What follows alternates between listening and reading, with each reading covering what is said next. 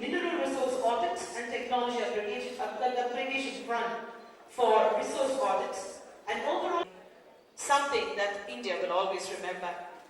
He is a member of FIE, served as president, and has conducted various national and international to come forth and give us the curtain raiser.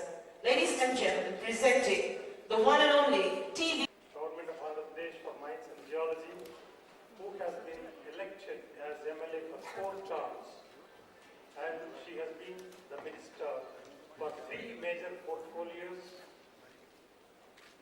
and with her busy schedule, even then she has made it to come on our request to address this international gathering of Heavy Minerals Conference.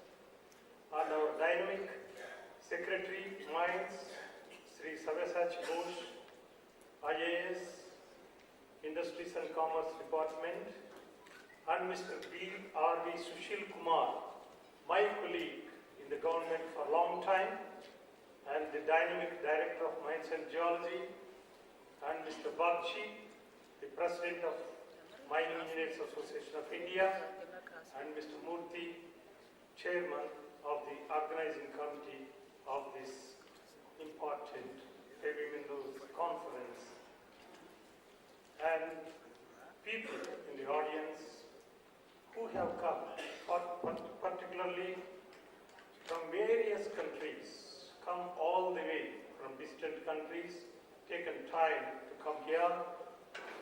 About 60 delegates from abroad and about 250 plus delegates from India. I welcome you all for this evening inaugural function by our Honorable Minister. We are already running short of time because our Honorable Minister has to catch a flight back to Hyderabad. So I would like to cut short my speech and give time to the chief guest as well as other guests.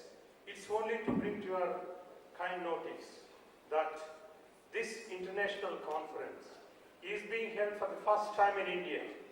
19th series of this biannual conference elsewhere held hitherto. And this 9th Mineral Conference is a great honor to our country, and more particularly to the state of Andhra Pradesh, which is a mineral-rich state in the country, one of the rich mineral states in the country, and has been in the forefront in formulating policies, user-friendly, and almost has been happening place as acting as a role model to the whole country in the mining and mineral industry field. And this is an Heavy Mineral Conference. You all know that India has rich resource, but we are hardly utilizing. Reserve production ratio is hardly 0.001, which is, though India started as back as 1900, the first mining done in monazite, for monazite in Kerala, and first shipment of ilmenite taken place in the year 1920s, and by 90% of the world production only from India. But where are we now? Why this is not happening? Why we had slacked behind? That is the introspection that has taken place, interacting with the friends and proficients, technical people come all over from the industry. We are fortunate enough to have here senior people from the heavy mineral industry, and some of them are CEOs, some of them are directors, some of them senior technical consultants, and they are all here. In the next 2 days, we will be interacting with them and how best we also catch up with the world in utilizing our resources, making it our presence felt in the world market. This is what we would like to have in the next 2 days session, and as my friend said, we are having almost about 34 technical presentations in this next 2 days, including 8 keynote presented, and the deliberations and discussions definitely will result. And here we have the trio of the mining authority here on the dais, the minister, the secretary and the director. These are all the entire authority of the mining and mineral industry in the state. So I am sure that the deliberations and the recommendations coming from this 2-day session will go a long way and presented to them, who will take up with the Government of India for formulating a good environmental friendly is already there. In fact, we have certain challenges confronting this heavy mineral industry. I would like to bring to the kind notice of the Honorable Minister and the Secretary and the Director of Mines and Geology. In the next 2 days they would be deliberating, but nevertheless it is my duty to. And secondly, this is most environment friendly because it is unlike other mining. Simultaneous backfilling is there. The land is restored simultaneously back to its original status, originality, if not improved by good afforestation, by putting plantation, whatever is required by the owner of the land or the environment. The land is simultaneously restored, and not only restored, it is given back to the landowner. We have no intention of uprooting the landowner from its right of the land which he has obtained from his ancestors. So it is his job to own the land, till the land and produce. And the miner's duty is only take away the mineral from the land, leave the land to him. This can be easily done in the simultaneous backfilling method of this beach sand mining policy. And this is unlike other mining where Mother Earth is dug and mine closure takes longer time. But here it is immediately block by block we can hand over to the landowner. So this is where we would like to intervene. Our government would like to intervene. But unfortunately, the land acquisition for this is posing certain problems because of heavy inhabitation in all these beach sand mining mineral sand areas. So nevertheless, the government should make a policy so that a win-win situation both to the landowner as well as to the mineral. And it is also a great achievement for the government because who realizes mineral revenue immediately without affecting the interests of the other two parties. That is what the government wants. So that can happen with this heavy mineral sands mining. And another point is this number of clearances are required for this because even a turtle can stop the project. Such is the sensitivity of we working on the beach sands. Here, only thing we request the Honorable Minister and the Secretary and the Director to put forth our grievances, not only you also solving this problem, but also to be taken up with the Government of India because this is a schedulement. Here, by the time the entrepreneur makes an application, by the time he takes the land in his possession to start mining, it takes a decade or even more. So that time of waiting and capital investment that has taken place definitely is not warranted. And I am sure even though legislation says that it has to be in a time-bound disposal, but that is not happening. Unfortunately, I request the authorities to somehow, now this ODA report is yet to see the day of the light. There was a chapter, ma'am, beach and mineral policy, an exclusive chapter in that. I do not know. By the time it comes out after Parliament bill is enacted, I am sure that with your efforts, this beach and heavy mineral sand policy would be most congenial to and the win-win situation to all the stakeholders in this. I request you to please to take up with the Government of India. Another one, last but not the least, we also get monazite along with other minerals. 5 minerals were permitted to mine now. Ilmenite, rutile, zircon, garnet, ilmenite and all that. We are all mining under one umbrella. And all the mineral producers in the country, to start with IREL, VV Minerals, Trimex and other major producers in this country, they are locally, they are very cooperative. Even some of the local community, they are inviting the projects. So such is the case. Only quick disposals of this and this monazite processing, though the Government of India thought of liberalizing at least up to the mineral processing stage, monazite processing, but that also has to yet to see the light of the day. So this is very, very important aspect because monazite is being buried back. We excavate, we incur all the costs, we bring along with other minerals, but take it back to bury it. It is painful for all of us to take it back to bury it.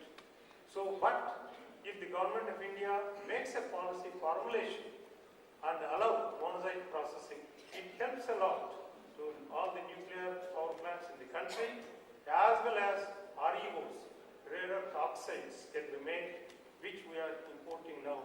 This can definitely help the nation. Not only the entrepreneurs are not the immediate beneficiaries. Maybe they are. All the professionals will be benefited. The entrepreneurs will be benefited. And best of all, the government will be benefited. So we request these challenges will be further deliberated. Exchange of information will be there from other countries. We would like to make formulations of this summation of these recommendations and bring forth to you. I wish you please take up with this with the Government of India and the problems which are, the issues which are under your kind control, you may please solve at the state level itself. So with this, I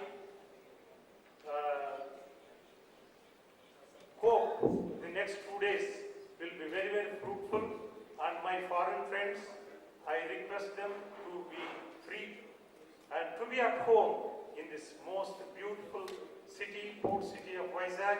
Now we have been seeing how, what is good view of the sea you have been enjoying, I think since morning, whoever has arrived, and I am sure that these next 2 days will make you happy, and the day-long discussions will ease with such good evenings at the seafront.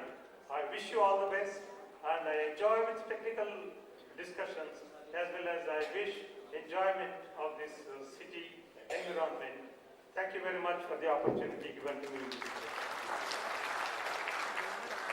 Thank you, sir.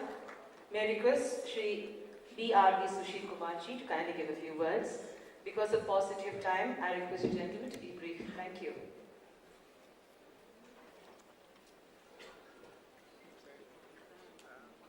Respected Srimati Gallar Kumar garu, Honorable Minister for Mines and Energy, Government of Andhra Pradesh.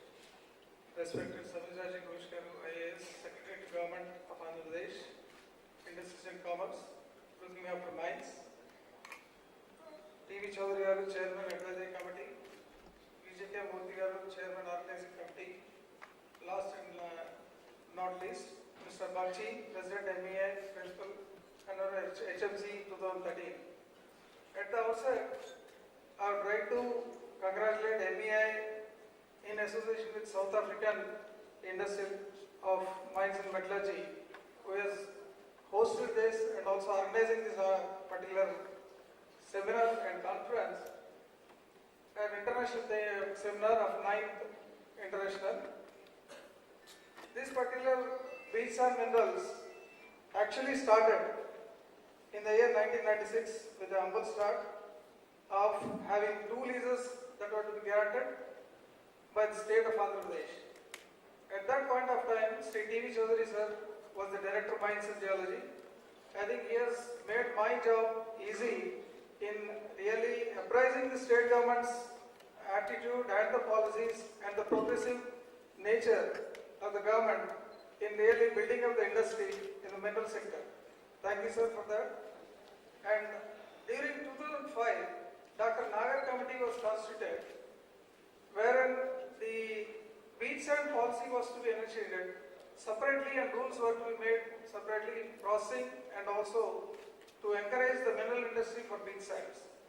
I think that has to be taken up, sir, from Mining and Association of India side, and then see that the beach sand minerals policy is laid down properly and encourage the mineral-based industry to come up for titanium dioxide and also the titanium metal to be produced in the country, because as of today, I think no industry, no company has really made up and established this particular industry.